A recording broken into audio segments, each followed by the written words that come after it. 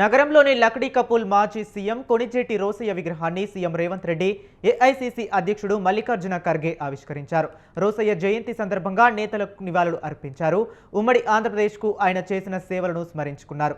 ఈ కార్యక్రమంలో మంత్రులు బట్టి విక్రమార్క, శ్రీధర్ బాబు, కోమటిరెడ్డి వెంకటరెడ్డి, పొన్నం ప్రభాకర్, టీపీసీసీ చీఫ్ మహేష్ కుమార్ గౌడ్, రోసయ్య కుటుంబ సభ్యులు పాల్గొన్నారు.